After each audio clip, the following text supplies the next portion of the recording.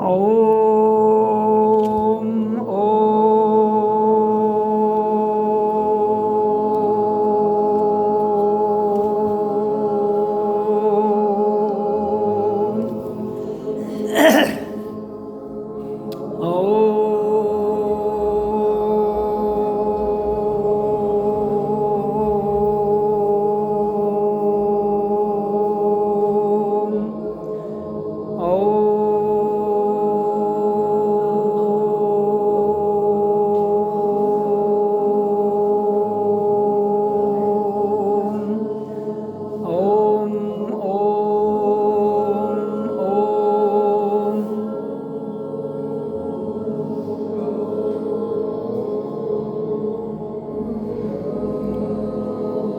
शांत हो जाओ, सब शांत। तो वाणी को आगे बढ़ाते हुए मैं आपके समक्ष सतगुरु वाणी को प्रस्तुत कर रहा हूँ। हमारा जीवन जहाँ से आरंभ होता है वहाँ ही जाए तो अच्छा रहता है। तो जीवन जहाँ से शुरू होता है, जहाँ इस संसार मंच में जीवन बीतने के बाद वहाँ ही जाए तो हमें इस मंच में जहाँ हम आए हैं संसार में, इसको भी जान जाएंगे और जिसके लिए हम आए हैं उस बात की भी समझ आ जाएगी हमें अपने भीतर से।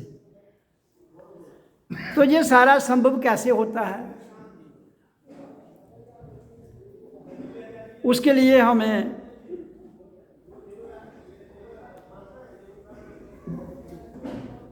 जब हमारा इस धरती पर माँ की कोख से जीव बाहर आता है तो उसके भीतर मैंने पहले भी बताया है कि जीवात्मा प्रवेश करती है अति सूक्ष्म भाव में। जीव जो है वो सूक्ष्म भाव में है, आत्मा अति सूक्ष्म भाव में है। इसलिए एक चेतन है, एक सूक्ष्म है।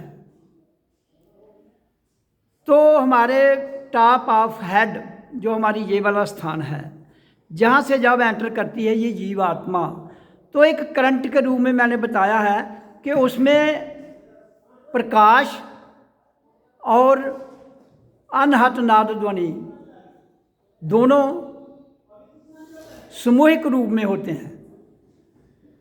दोनों सामूहिक रूप में होते हैं, लेकिन प्रकृति में आते ही वो भिन्न भिन्न होना शुरू हो जाते हैं। करंट से फिर एक अनाथ नाद ध्वनि और एक अखंड ज्योत, ये दोनों प्रकट होते हुए नीचे आ जाते हैं प्राण शक्ति में। जब प्राण शक्ति में आते हैं तो उसके बाद प्राण वायु के द्वारा ये हमारे शरीर के नीचे वाले भाग में चले जाते हैं, पाँव के अंगूठे तक।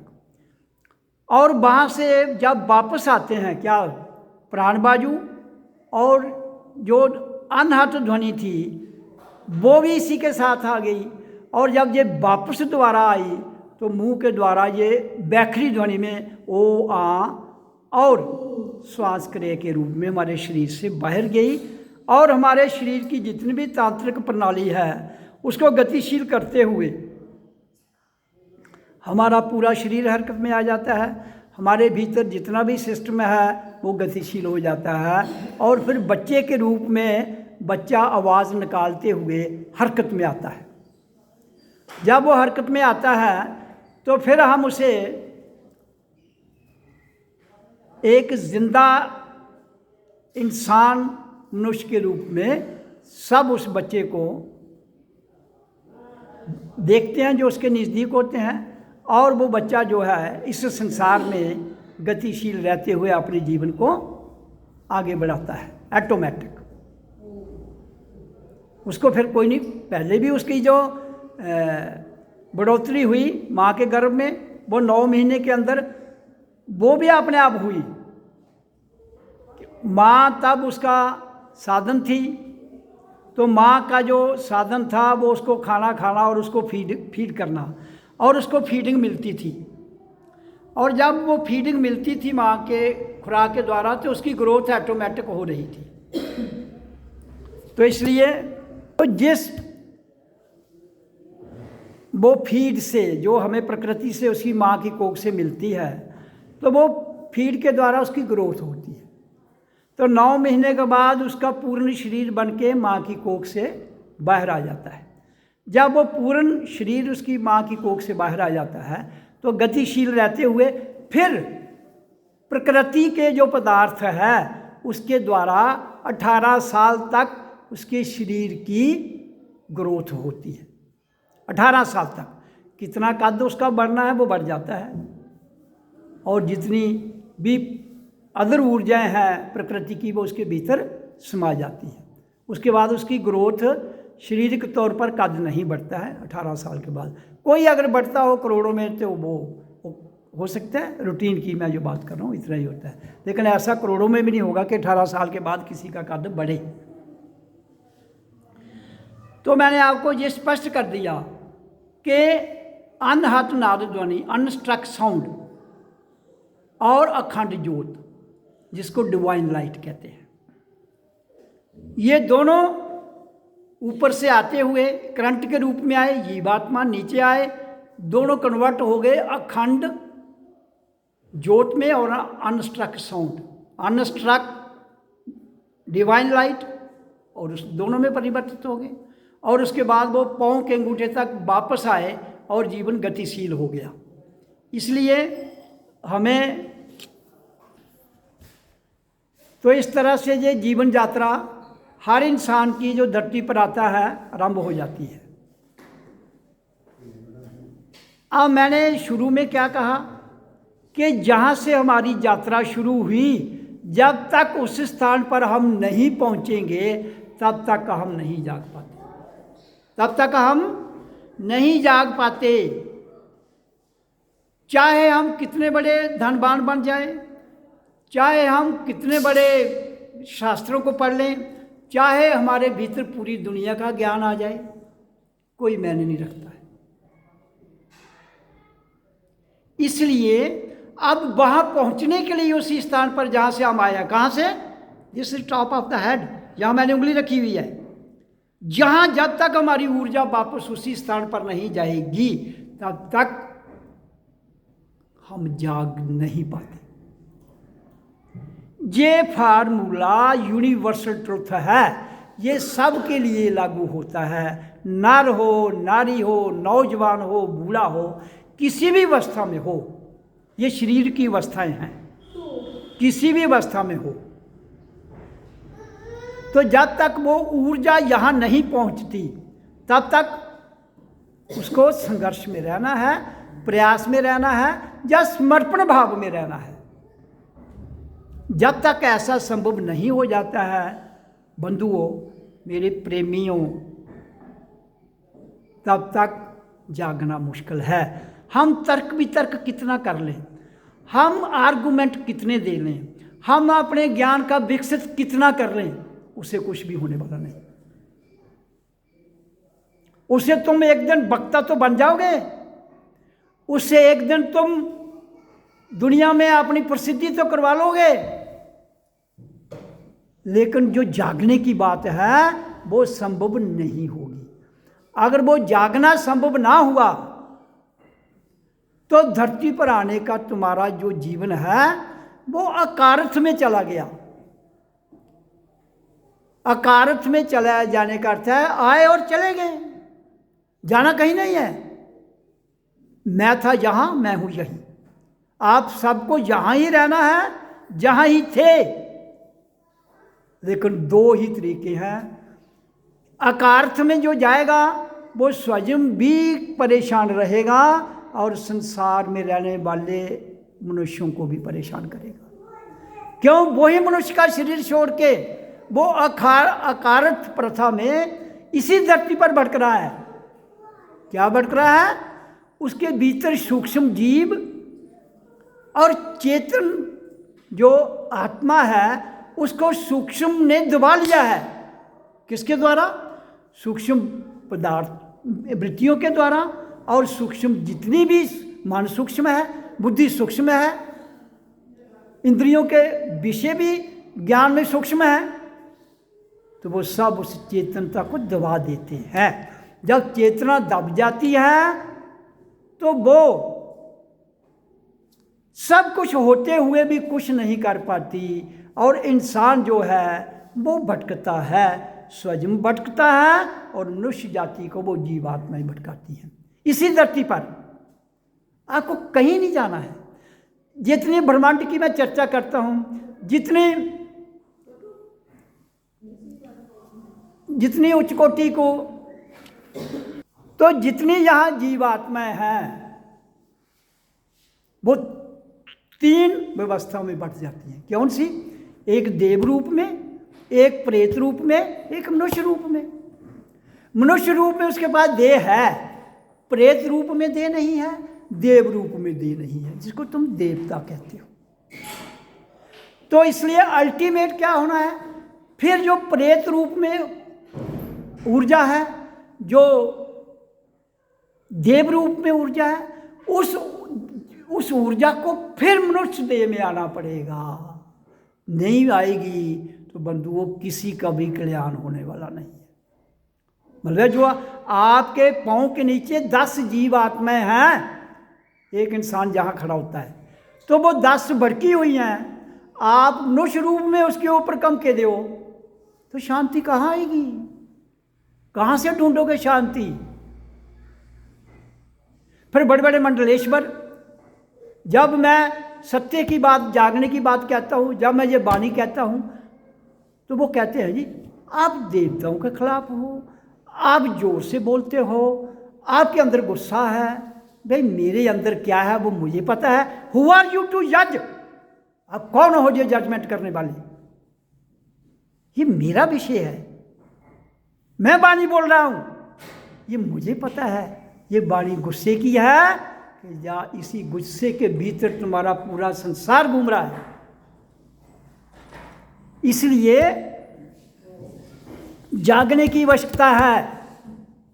कोई सन्यासी बनने की जरूरत नहीं है, कोई महात्मा बनने की जरूरत नहीं है, कोई गुरु बनने की जरूरत नहीं है। मैंने बहुत बार कहा मैं किसी का गुरु नहीं हूँ, मैं केवल जागा हुआ इंसान हूँ इस धरती पर। आप भी जाग जाओ। कोई गुरु कहता है, कोई भाई कहता है, कोई बाप कहता है, कोई बेटा कहता है, कोई पत्नी कहता है, कोई पुत्र कहता है, कोई कुछ और कह लेता है, उससे मेरे को क्या फर्क पड़ता है? उससे ना मेरी ऊर्जा कम होती है, उससे ना मुझे कोई फर्क पड़ता है। फर्क किसको पड़ता है? जो मेरे बारे में ऐसा सोचता है। शरीर तो मेरा भी 5 तत्व का है, शरीर आपका भी 5 तत्व का है। फिर कई लोग समझते हैं कि गुरु जो कह रहा है ये किसी पर प्रेशर डालता है। ये भाई बंधु, मैंने किसी पर प्रेशर डाल के, किसी को दबा के या किसी से कुछ लेके कुछ भी मेरा मकसद नहीं है। मेरा एक ही मकसद है कि मैं जागा हूँ, तुम भी जाग जाओ।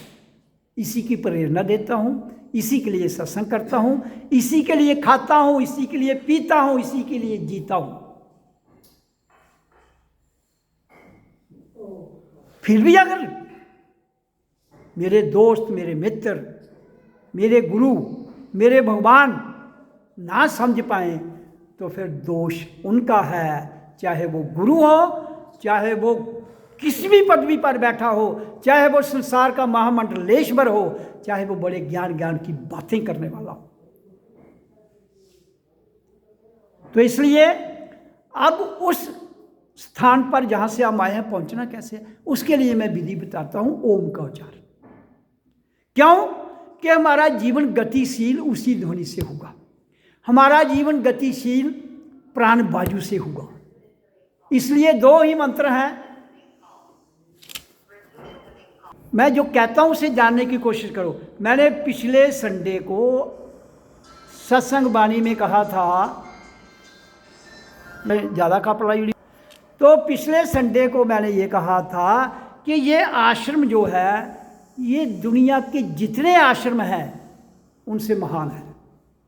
फिर कोई लोग कहेंगे इस आश्रम में क्या खासियत है, और मैं ये कह रहा हूँ जहाँ से जो वाणी बोलता है उसको गुरु समझो, उसको पागल समझो, वो तुम्हारी मंशा है। अभी उस जो वो वाणी बोलता है इस इंसान के द्वारा सतगुरु की वाणी बोली जाती है, उस इंसान का भी वो कृष्णों का कृष्ण है।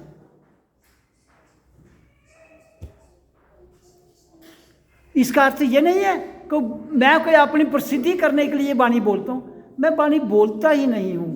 बोलने वाला भी वही है, बुलाने वाला भी वही है, जो बोला जाता है वही है, वो मेरा सतगुरु है।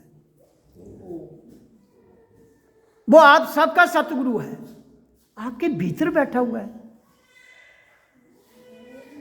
मैं एक इस धरती पर जिसके लिए आया हूं वो मैं अपना कार्य जानता हूं, इसलिए सार्थक करने के लिए कि जो भी मेरे पास लोग आते हैं, जो भी बंधु बांधव नर नारी आते हैं, वो जाग जाए। बस मैं उसके लिए दाव पेच भी लगाता हूँ, मैं उसके लिए बहुत कुछ करता हूँ, ताकि किसी ना किसी तरीके से ये मानव देह जो मिला है, मनुष्य देह, जिसके लिए तुम्हारी प्रेत आत्माएं भटक रही हैं, जिसके लिए तुम्हारे देवता देव लोक में भटक रहे हैं। क्यों भटक रहे हैं? देवता लोग इसलिए नहीं भटक रहे हैं क्योंकि वो अपनी मंजिल पर नहीं, वो जाग नहीं पाए तो देवता बन गए, और प्रेत आत्माएं वो दलदल में चली गई तो इसलिए वो धरती पर भटक रही हैं। जंजीर सोने की डाल लो, जंजीर लोहे की डाल लो, जंजीर तो जंजीर ही है ना। देवता अगर ऊपर 10 मंजिल ऊपर बैठ गए हैं, प्रेत आत्मा नीचे है तो यही वातावरण में ही घूम रहे हैं ना सारे। तो इसलिए जहां ना देवताओं की पूजा करनी है ना प्रेत की पूजा करनी है, केवल जागना है। तो जागने के लिए मैंने कहा है जिस दिन तुम जाग जाओगे, जागोगे उसी दिन जिस दिन तुम जहाँ से चले थे वहाँ पहुँचोगे, क्योंकि जब तुम वहाँ से आए पूर्ण जागे हुए थे, लेकिन जैसे ही आप नीचे आ गए, कहाँ पाँव के अंगूठे से वापस प्राण बाजू और प्राण शक्ति और ध्वनि ऊपर को गई, तो मूलाधार में आके क्या हुआ, सब बैठ गए। बच्चे के रूप में जब वो बैठ गई वो शक्ति वहाँ, तो जो बच्चा था वो तो अज्ञानी था, वो उस वक्त बोल नहीं सकता था। इसलिए प्रकृति का निजाम ऐसा है कि जो कोई नहीं बोल सकता है उसकी आप जहाँ ऊर्जा छोड़ दो, कोई चीज़ छोड़ दो, अगर इसको उठाओगे नहीं वो वहीं रहेगी। तो उठाने के लिए ज्ञान चाहिए, उठाने के लिए कोई और चाहिए, तो इसलिए वो ऊर्जा मूलाधार में बैठ जाती है। जब वो ऊर्जा मूलाधार में बैठ गई तो मूलाधार हमारा एक सबसे नीचे का भाग है हमारे शरीर में। अब वो बच्चा जब तक तो दूध पीता है, सूक्ष्म में रहता है, उसको पता कुछ नहीं होता, बोल नहीं सकता है, लेकिन अंदर से उसको पता होता है, क्योंकि तब वो सूक्ष्म में होता है, उस पर प्रभाव नहीं होता है प्रकृति का, उसको सारा पता होता है। लेकिन जैसे ही वो अन्न खाना शुरू करता है तो वो उस पर अन्न की भी लेयर बनती है, अन्न से खून बनेगा, बाकी चीज़ें बनेगी, लेकिन माया का जो पदार्थ हम खा रहे हैं उसमें संसार का मन भी है, बुद्धि भी है, शरीर के तत्व 5 तत्व हैं। तो वो जब बड़ा होता है तो उस पर उसके मूलाधार पर और तय लगती जाती हैं। वो तय लगते लगते जैसे हम बड़े होते जाते हैं, 12 साल तक क्या होता है, सिस्टम बैलेंस है। 13वां साल लगते ही सिस्टम माया का, प्रकृति का जाग जाता है, काम का, वासना का प्रत्यक्ष रूप में जाग जाता है। पहले चाहे वो फीलिंग में होगा लेकिन जागा नहीं होता है, लेकिन जब वो जाग जाता है 13 साल की उम्र में, मैं क्यों कहता हूँ कि 12 साल तक बच्चा खिलौने से खेल सकता है, 12 साल तक मंदिर में मूर्ति को देख सकता है, उसके बाद उसको मंदिर जाना अलाउ नहीं है। क्यों अलाउ नहीं है? क्योंकि उसके अंदर जब वो काम वासना 13 साल की उम्र में जागती है, वो मंदिर के प्रतीक में फंस जाता है, और इतना उस प्रतीक में फंस जाता है जो पूरा विश्व फंस चुका है और निकालने से भी नहीं निकलता है। आपके मंदिर, आपके मस्जिद, आपके गुरुद्वारे कहीं ना कहीं कट्टरपंथता में इतना पक्का कर देते हैं, मरने मराने के लिए तैयार हो जाते हैं, दूसरे को कत्ल करने के लिए तैयार हो जाते हैं, लेकिन जिस लकीर में वो फिट हो जाते हैं उस लकीर को छोड़ते नहीं हैं। तो कैसे शांति आएगी? किसी ने लोहे की जंजीर को पकड़ लिया, किसी ने सोने की जंजीर को पकड़ लिया, किसी ने मोक्ष को पकड़ लिया। मुझे मोक्ष चाहिए, मुझे बंधन मुक्त। भाई क्या मोक्ष, क्या बंधन, कहाँ है? ये बंधन आपका है, मोक्ष भी आपका है। आपका भाव बंधन में है तो आप बंधन में हो, आपका भाव मोक्ष में है तो आप मुक्त हो। मैं हूं यहीं, मैं था यहां, मैं हूं यहीं, मैं था यहां, इसके सिवा मुझे जाना कहां। जी चाहे जब आवाज दो, मैं था यहीं, मैं हूं यहां। तो इसलिए तुम चाहो या ना चाहो, पर जब चाहो बुला लेना, मैं कोई गुजरा वक्त नहीं जो फिर ना सकता। Time once lost is lost forever. समय चला गया, वापस नहीं आता है, लेकिन ऊर्जा हर स्थान पर है, आपके भीतर है, बाहर है। जब भी पुकारोगे, जहां भी होंगे तुम, वहां ही वो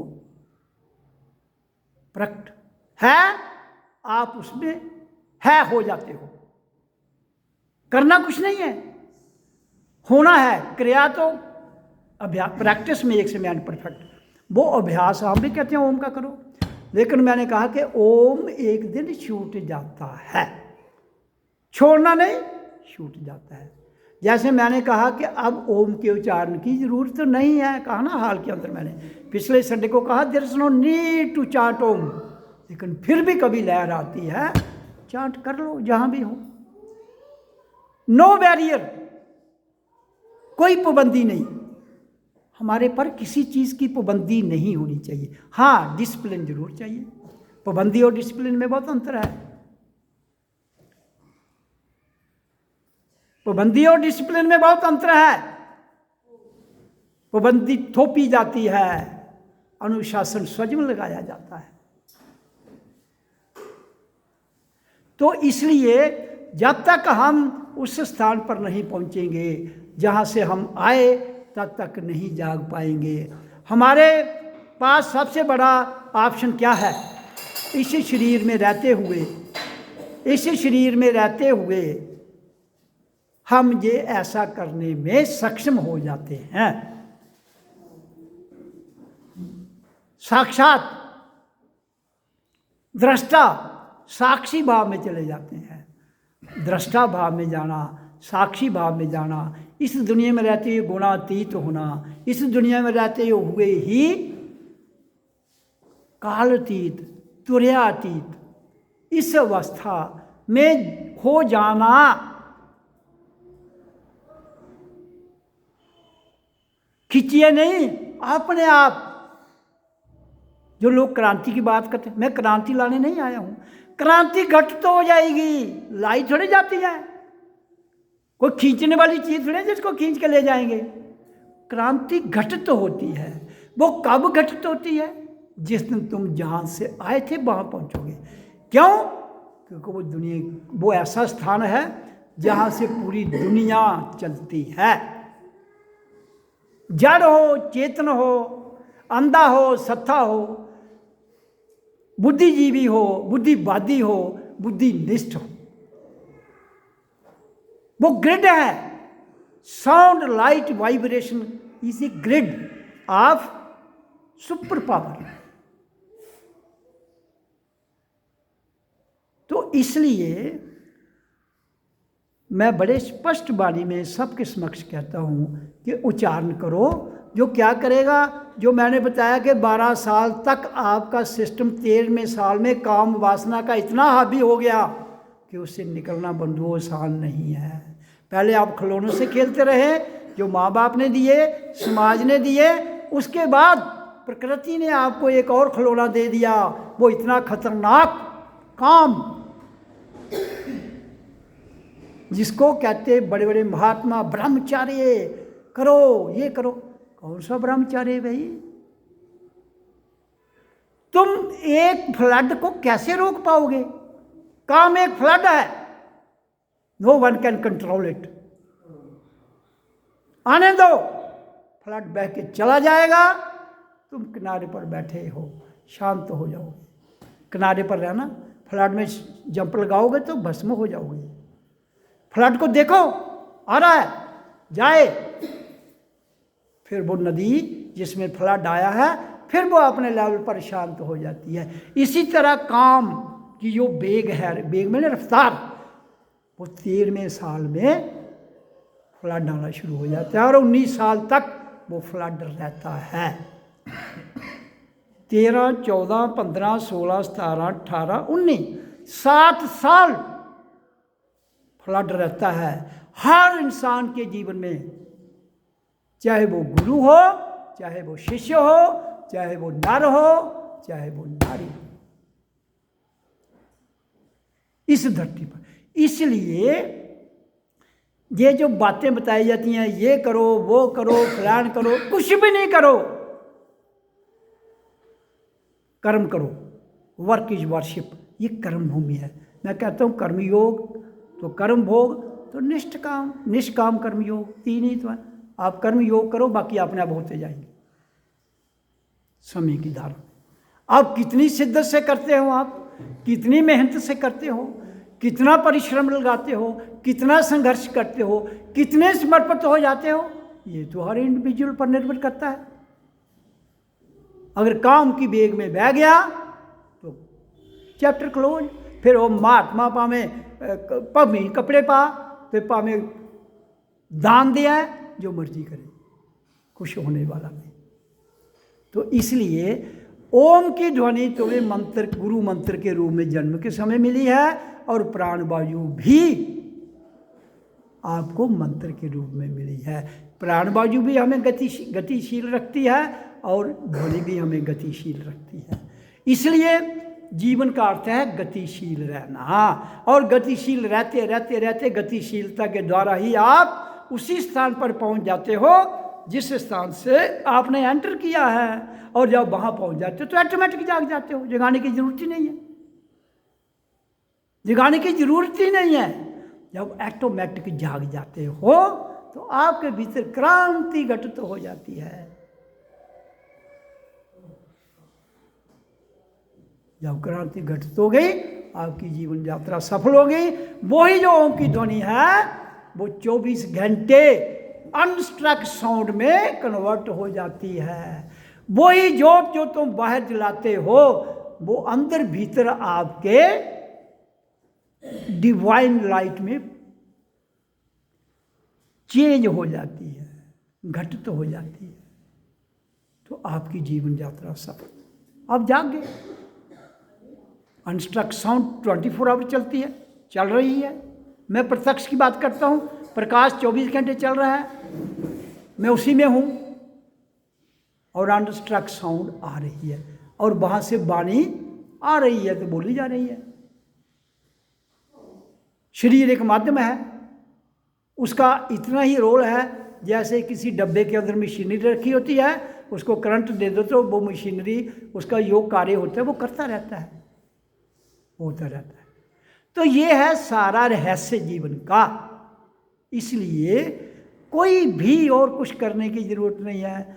ये ब्रह्मचार्य रहो, ये करो, ये खाओ, ये छोड़ो, कुछ भी आप जो चाहता है करते जाओ, केवल उच्चारण करते जाओ और गुरु की वाणी पर अमल करो। वाणी पर अमल करना है और उच्चारण करना है, क्योंकि ये नेचुरल मंत्र हैं दोनों, किसी ने नहीं दिए हैं। ये जन्म के समय हिंदू, मुसलमान, सिख, ईसाई, बौद्ध, जैन, जिन फिरका परस्तों में, संप्रदायों में इंसान को बांट दिया है, उन्हीं संप्रदायों में पैदा हुए। इंसान तो किसी संप्रदाय में पैदा नहीं हुआ था, लेकिन जहाँ तो बंध गया है, उन्हीं संप्रदायों में पैदा होने वाला हर बच्चा, हर नर नारी को मैं अपनी वाणी के द्वारा सूचित करता हूँ कि तुम अपनी प्राण बाजू और साउंड एंड लाइट के द्वारा अपने आप को उसमें इस शब्द की ध्वनि के द्वारा और प्राण वायु को छोड़ते हुए ऑटोमेटिक के दिन स्थिर हो जाओगे। अपने सरल भाव में कर्म करते जाओ और आगे बढ़ते जाओ। मैं जागा हूं इसलिए दूसरों को प्रेरणा देता हूं। परसों एक आदमी मुझे उत्तराखंड से फोन कर रहा है, 1.5 घंटा मेरे से चर्चा करता रहा। मैंने कहा जागो भाई, कोई वो गुरु ये कहता है, वो गुरु वो कहता है। मैंने कहा जो गुरु क्या कहते हैं मुझे नहीं पता, मैं जो कह रहा हूं वो सुनो। ये अच्छा, 1.5 घंटे के बाद कहता है ठीक है। मैंने कहा आखिर मैंने करना क्या है? मैंने कहा इधर 4 दिन के लिए आ जाओ, फिर मैं गुरु दीक्षा मिलेगी, मैं 4 दिन आ जाओ, मैं बताऊंगा तू काबिल है इसके कि नहीं। ये अच्छा जी। तो ये संसार स्वाद लगाने वाला है। उस गुरु के पास क्या मिलता है, उस गुरु के पास क्या मिलता है। कहता है निरंजन दास क्या होता है, अमरलोक क्या होता है। और मैंने कहा है तो तू किस्से कहानियों में अमरलोक निरंजन लोक को क्या करना है। दुनिया का शास्त्र पढ़ पढ़ के आदमी इतना कन्फ्यूज हुआ है। कसूर गुरुओं का है। मैं तो कहता हूँ सीधा 2 ही, एक प्राण बाजू, एक ध्वनि। ओम तो श्वास आ रहा जा रहा है सबके अंदर। ओ तो कोई भी बोलता है, ओ बोलने में किसी को दिक्कत नहीं होगी। बड़े बड़े मंत्र बोलने में दिक्कत हो सकती है। ओ हर कोई बोल सकता है, जल्ला भी बोल ही सकता ओ। तो श्वास जल्ला भी लेगा, अंधा भी लेगा, बोला भी देगा। तो ओ तो हर कोई कह सकता है, और प्राण बाजू बोले। तो ये 2 मंत्र सबको मिले हैं जन्म के समय। इसके अलावा कोई भी मंत्र करने की जरूरत नहीं है, बाकी मैन मेड है। ओम नमः शिवाय, ओम शिवोहम, ये अंदर से ओम अहं ब्रह्मस्मि ये निकलते हैं। लेकिन ये इसलिए निकलते हैं आपको अनुभूति कराने के लिए कि अहम ब्रह्मस्मि मैं ही आत्मा हूँ, अहम पार ब्रह्मस्मि मैं ही परमात्मा हूँ, अहम संत अस्मि मैं ही संत हूँ, अहम सतगुरु अस्मि मैं ही सतगुरु हूँ। जब सबके अंदर से ये निकलेगा तो तुम्हें रियलाइज होगा, तुम्हें अनुभूति होगी। जब अनुभूति होगी तो उसको प्रत्यक्ष रूप में आपने जगाना है समाज को। शरीर तो यही रहेगा, शरीर थोड़ी बदल जाएगा। आपके अंदर विचार बदल गए, आपके अंदर आपके जो जन्म जन्मांतर से भरे हुए थोपे हुए प्रथाएं थी उनसे आप निकलकर जाग गए। और तो कुछ नहीं होना है। कोई तुम्हारे सिर पर सींग नहीं उगने हैं, तुम्हारी कोई वो 10 सिर रावण के हुए कोई 10 सिर नहीं लगने हैं। किसी के 4 बाजू, किसी के बाजू 2 ही रहते हैं। हाँ जन्म के समय किसी के हों। अभी एक बच्चा पैदा हुआ था पीछे मैंने देखा, उसके 4 बाजू थे। वो डबल बच्चा होगा तो 2 उसके साथ बीच में जुड़ गए तो 4 हो गए, लेकिन उसका बचना बड़ा कठिन हो जाएगा। तो जब 2 परम माँ की गर्भ में जाएंगे तो उधर 2 बच्चे जुड़ गए, उनके बाजू तो 4 ही होंगे, वो ग्रोथ होगी 4 की। तो आप कहोगे भगवान पैदा हो गया, वो तो देखो जी ये तो अजब हो गया। भाई उधर गड़बड़ हो गई उसके गर्भ में, वो दोनों जुड़ गए तो बाहर आ गए। तो जिंदा थे बाद में नहीं जिंदा रहे तो अलग बात है। तो वो प्रकृति का नियम, उसमें इतने चंपत होने की कोई चर्चा ही नहीं है। तो इसलिए मैं ये कह रहा हूं कि अंधश्रद्धा से निकलो। ये अंधश्रद्धा ने, और आपके विश्वास भी मत करो, किसी को मानो भी मत, इसने तो दुनिया का बेड़ा गर्क कर दिया। आप कहोगे विश्वास नहीं करेगा तो दुनिया नहीं चलेगी। भाई दुनिया चलाने के लिए विश्वास उतना करो जिससे दुनिया चलती है। आंखें मीट के विश्वास मत करो किसी पर, मेरे पर भी नहीं। चाहे मैं कृष्ण का कृष्ण भी हूं, वो मैं कह रहा हूं ना, आपने थोड़ी जाना है। जिस दिन तुम जान जाओगे कि तुम भी कृष्ण के कृष्ण हो, उस दिन फिर आ जाना, मेरे पाँव में झुक जाना, तब तक मत झुकना। मैं इधर लोगों को माथे टिकाने के लिए नहीं आया हूं, मैं लोगों से कोई धन इकट्ठा करने के लिए नहीं आया हूं, केवल जगाने के लिए आया हूं। जहां तुम फंसे हो, इस फांसी के फंदे से निकल जाओ जीते जी। मरने के बाद कोई नहीं निकालेगा आपको, मरने के बाद भी निकालेगा तो फिर कोई मेरे जैसा व्यक्ति ही इस धरती पर आएगा तो निकाल पाएगा।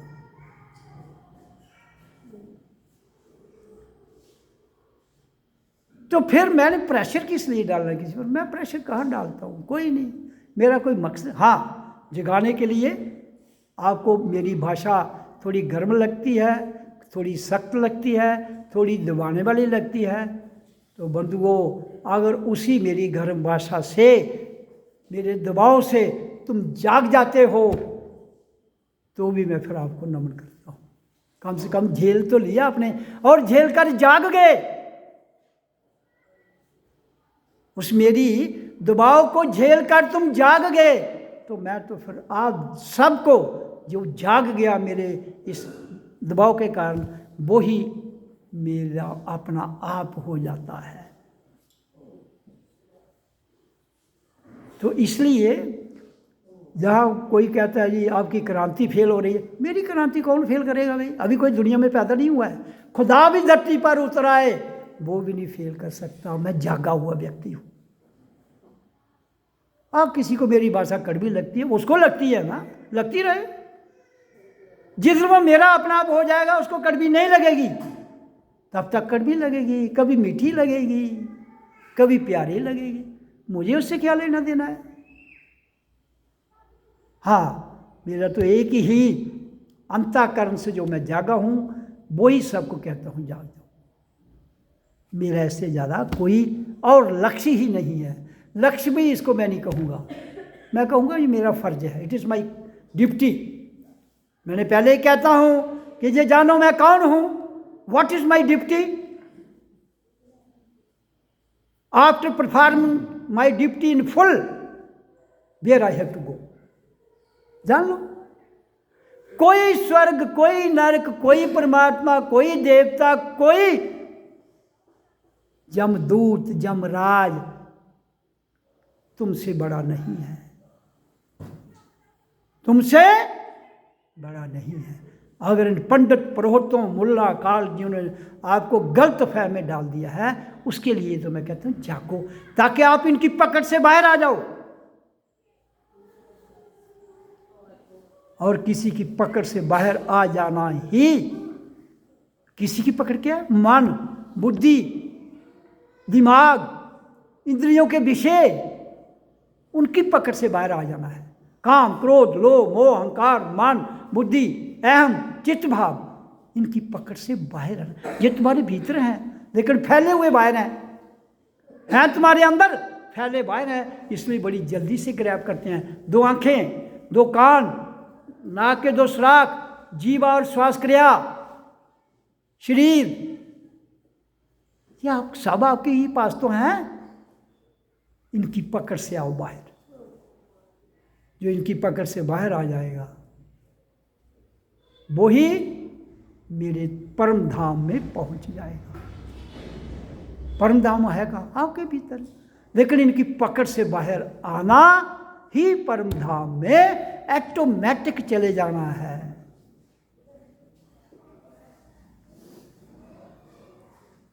ये अब निर्भर, फिर मैं कहूँगा, व्यक्तिगत यात्रा, व्यक्तिगत इंसान की धारणा, व्यक्तिगत इंसान के भाव, व्यक्तिगत इंसान का समर्पण भाव, व्यक्तिगत इंसान की सोच पर निर्भर करता है। यात्रा अकेले की है, दो की नहीं है। इसलिए अकेले ही करनी है। लेकिन करनी कैसे है? जब कबीर कहता है गुरु की गली सांकरी दो ना गुजर पाए, उसका क्या है? एक गुजर पाए नहीं, गुरु की गली सांकरी एक भी ना गुजर पाए। एक भी जिसने शून्य हो जाएगा फिर उसे कोई रोक नहीं सकता। एक का भी बोझ है, शून्य का बोझ नहीं है। शून्य आत्मा, महाशून्य परमात्मा। एक चेतन, एक अणुचेतन, एक विराट चेतन। तो इसलिए वाणी जो मैं बोलता हूँ उसको समझ जाओ। अगर मेरे सत्संगी बंधु प्रेमी समझते हैं कि मैं दबाव डालता हूँ, उनको ये बहन निकाल देना चाहिए। मैं केवल जागने के लिए कहता हूँ, जागो, खुद जागो, औरों को जगाओ, खुद जियो, औरों को जीने दो। किसी पर प्रेशर का तो प्रश्न ही नहीं उठता।